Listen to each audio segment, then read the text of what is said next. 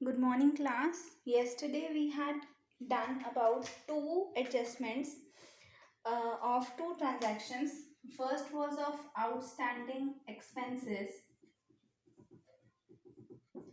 If you remember, I just want to recapitulate कि outstanding expenses की क्या transaction क्या adjustment होती है. First, ये कैपिटल में से माइनस होता है क्योंकि ये उसी पीरियड का अकाउंटिंग पीरियड का खर्चा होता है. सेकेंड, क्योंकि हमने कैश में से पे नहीं किया तो कैश सब्ट्रैक्ट नहीं होता. उसके बजाय क्या होता है, we have a added liability of outstanding expense with the name of outstanding rent or salary, something like that. Okay, so the next thing that we discussed yesterday was of prepaid expenses. Prepaid expenses में हमने ये पढ़ा था इसकी क्या transaction होती है, क्या इसकी एडजस्टमेंट होती है. फर्स्ट, क्योंकि इस पीरियड का खर्चा है नहीं इसलिए कैपिटल में से माइनस होगा नहीं, बट ये कैश में से माइनस होगा क्योंकि मैं ऑलरेडी पे कर चुकी हूँ. प्लस मेरा एक नया असेट जनरेट हो गया with the name of prepaid, let's say salary, rent और इंश्योरेंस प्रीमियम. ओके, सो आज हम नेक्स्ट टू थिंग्स के बारे में बात कर रहे थे. ये हमने खर्चों के बारे में बात की थी. अब हम बात करेंगे अबाउट की income. Okay, the first is accrued income. हम कभी भी वर्ड आउटस्टैंडिंग नहीं यूज करते with income. We use the word accrued.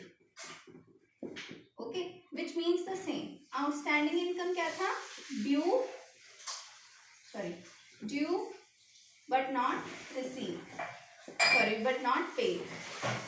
Accrued का मतलब क्या होता है, due but not receive.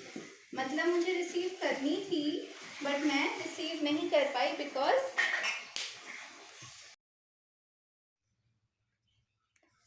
It means due हो चुकी है बट मैंने रिसीव नहीं की है. ठीक है, सो इसकी ट्रीटमेंट क्या होती है, बिकॉज ये मेरे इसी अकाउंटिंग पीरियड की इनकम है तो ये इनकम की तरह एक ट्रीटमेंट क्या होगा इसका कि कैपिटल में ऐड हो जाएगी. ओके, बट सेकेंड थिंग, मुझे कैश तो मिला नहीं, इसके बदले मुझे कैश मिल जाना चाहिए था क्योंकि मेरे लिए वो इनकम, जैसे कि मेरी सैलरी, लेट सपोज जो कल मैंने अपनी मेड का एग्जांपल दिया था, तो अब मेड के नज़रिए से देखते हैं. वो कहेगी मार्च की तो मैंने काम भी कर चुकी हूँ तो मार्च की मेरे को सैलरी ड्यू हो चुकी है, बट उसको हम पे नहीं कर पाए because of this corona lockdown. So what it is an asset for her. उसके लिए एक asset बन जाएगा accrued income के नाम से कि मेरी ड्यू है और वो मुझे फ्यूचर में आके पैसे देंगे या कभी भी पैसे देंगे तो वो आज की डेट पे उसके लिए एक asset बन गया है with the name of accrued income. Okay, so it is easy to understand now because आप कर चुके हो. आउटस्टैंडिंग का मतलब होता है due but not paid. Paid आता है वर्ड एक्सपेंसेस के साथ. अक्रूड का मतलब होता है due but not received. Receive हम क्या करते हैं, जो हमारी इनकम्स होती है वो हम रिसीव करते हैं. ठीक है, इनकम की नॉर्मल ट्रीटमेंट क्या होती है, कैपिटल में ऐड, कैश में ऐड, बट कैश मुझे मिला नहीं इसलिए मैं उसके नाम का एक असेट जनरेट कर दूंगी. Moving on to the last point, that is income received in advance. मैं ना 1,000 रुपये लेती हूँ ट्यूशन पढ़ाने के. ठीक है, और एक बच्चे ने मुझे कहा कि मैम आप 1,000 रुपये आज ही ले लो और मैं अगले महीने से आके पढ़ने लग जाऊँगा. ठीक है, वो मेरे लिए एक तरह की इनकम है, बट क्या वो मेरे इस पीरियड की इनकम है, नहीं. तो कैपिटल में तो इसका कोई इफेक्ट नहीं होगा, बट ऑब्वियसली मेरा कैश बढ़ चुका है 1,000 रुपये से क्योंकि 1,000 रुपये मेरे पास आ चुके हैं. तो इसका दूसरा क्या व्यू पॉइंट होगा कि मैं कर्जदार बन गई हूँ. I have a liability on me. Future में लेट सपोज मैं शिफ्ट हो जाती हूँ, let suppose I have some urgent work, I get ill, I get some और दी अदर इशू, मैं उसे नहीं पढ़ा पाती तो मैं क्या करूँगी, 1,000 रुपये से वापस दूंगी because I am liable to him और her now. So I have a liability on me. Exactly.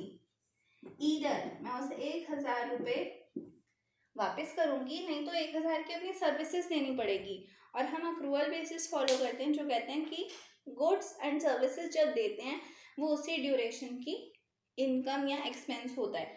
तो ये सर्विसेज मैं कब दूंगी, नेक्स्ट मंथ दूंगी। अपने पढ़ाने की सर्विसेज कर दूंगी, नेक्स्ट मंथ दूंगी। तो जब नेक्स्ट मंथ 1000 रुपये का पढ़ा चुकी होंगी तब मैं सेटिस्फाई फील करूंगी, okay now I am relieve, now I have no liability on me. But at present every income received in advance is kind of a liability on me. इसका दूसरा नाम ये भी होता है unearned income। इनकम हो चुके हैं बट अनअर्नड है, मतलब अनअर्नड मतलब जो मैंने अभी तक अर्न नहीं की है, उसके बदले की मैंने मेहनत नहीं की है। Okay, so these are the only transactions जो आपको इस चैप्टर में करनी है। इसके बाद इस चैप्टर में कुछ नॉर्मल क्वेश्चंस है which are of mind skills. जैसे कि आप मुझे एक एंट्री बताओ जिससे इंक्रीज हो एक असेट में और उसका दूसरा इफेक्ट क्या हो, डिक्रीज हो किसी और असेट में। अब सोचने वाली बात है बिकॉज आप प्रैक्टिस कर चुके हो। Only then you can tell. कोई भी ट्रांजैक्शन हो सकती है। मेरे दिमाग में ये आ रही है कि परचेज्ड फर्नीचर विद कैश। क्यों, कैश कम हो गया मतलब कि डिक्रीज इन वन एसेट, और दूसरा फर्नीचर बढ़ गया। या तो ये हो सकती है, बहुत सारी हो सकती हैं, आप कोई भी दिमाग लगा के बता सकते हो। दूसरा क्या हो सकता है, गुड्स सोल्ड इन कैश। अगर कैश में गुड बेचे हैं तो इंक्रीज इन असेट क्या होगा, कैश बढ़ गया होगा और स्टॉक नाम का असेट कम हो गया होगा। इफ आई से गुड्स सोल्ड ऑन क्रेडिट, ये भी मेरी एक ट्रांजैक्शन है। कौन सा असेट इंक्रीज हो रहा है, डेटर्स बढ़ रहे हैं। भाई कैश नहीं आया तो क्या हो गया, एक असेट तो बढ़ गया डेटर्स नाम का, कि somebody is liable to pay me in the near future। और डिक्रीज इन असेट क्या हुआ, मेरा स्टॉक कम हो गया। ठीक है, let's move on to the other. So एक ही चीज के मैं बहुत सारे एग्जांपल्स बता सकती हूँ, आपको कोई एक ही बताना होगा। नेक्स्ट है increase in asset, increase in liability.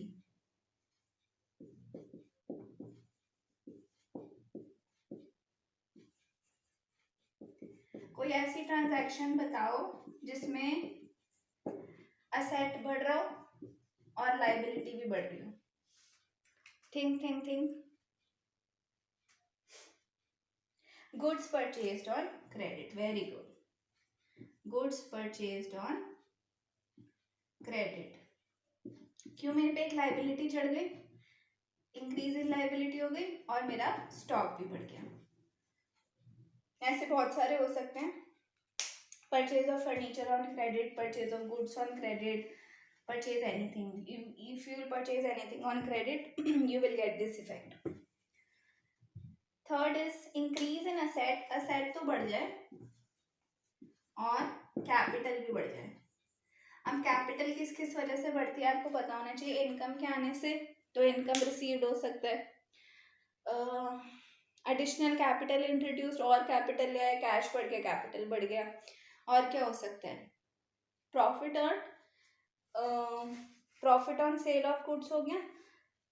की थी ना वो ट्रांजैक्शन जिसमें हमने सामान बेचा था 4000 का 6000 रुपये में, तो 2000 मैंने कैपिटल में ऐड किया था और मेरा कैश भी बढ़ गया था। ठीक है, so it can be any. Next is ऐसी ट्रांजैक्शन बताओ जहाँ पे डिक्रीज इन असेट हो और डिक्रीज इन लायबिलिटी हो। लायबिलिटी भी कम हो रही है और असेट भी कम हो रहा है। तो लेट सपोज अगर मेरे पास कैश है वो कम हो रहा है क्योंकि मैंने कोई बैंक लोन पे कर दिया। ठीक है, so paying bank loan, paying the creditors, ये सारी मेरे को चीजें क्या देंगी, एक असेट कम हो रहा है, एक लायबिलिटी कम हो रही है। 3 चीजें मैं आपको दे रही हूँ होमवर्क के लिए। आपको बताना है लायबिलिटी भी कम हो जाए और ओनर्स कैपिटल इंक्रीज हो जाए।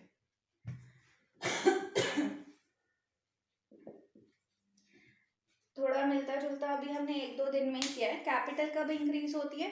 जब इनकम आती है ना, या फिर कब आती है? अगर मैं ये बोलूँ, okay, I am not giving this to you as a homework because this is somewhat difficult. I will say कि कब मेरी लाइबिलिटी कम हो जाएगी और कैपिटल बढ़ जाएगी? जब मैंने किसी के लोन को कन्वर्ट कर दूं ओनर में। मेरे पास एक पार्टनर था ए नाम का, उसने मुझे उधार दे रखा था 2 लाख का। मैंने कहा, और वो अपने पैसे वापस मांग रहा था, मैंने उससे बोला you will be the owner, तुम ओनर बन जाओ और 2 लाख को अपनी कैपिटल ही बना लो, तो जो बिजनेस का प्रॉफिट है हम वो खाएंगे मिलके, वो एंजॉय करेंगे। तो इससे मेरा क्या हुआ, मेरी लाइबिलिटी, मेरा लोन खत्म हो जाएगा और मेरी कैपिटल बढ़ जाएगी। So this is an example. Next, increase in one liability, एक लाइबिलिटी बढ़ रही हो और दूसरी लाइबिलिटी कम हो रही हो, बताओ।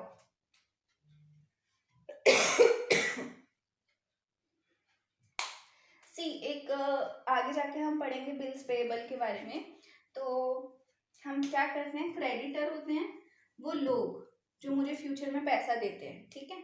जब वो एक बिल पे साइन करके मुझे प्रॉमिस कर देते हैं कि यस दे विल पे, तो वो बिल पेएबल बन जाते हैं, ठीक है। तो किसी क्रेडिटर ने अपना बिल्स पेएबल अप्रूव कर दिया, तो बिल पेएबल का लाइबिलिटी बढ़ जाएगी और ये वाला क्रेडिटर कम हो जाएगा, ठीक है।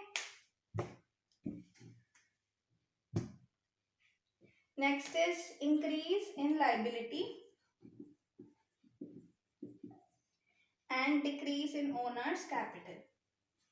Very difficult. इसका ऑपोजिट अभी हमने किया था ना, कि किसी पार्टनर के लोन को कैपिटल बना दिया, किया था ना, इसका ऑपोजिट वही था।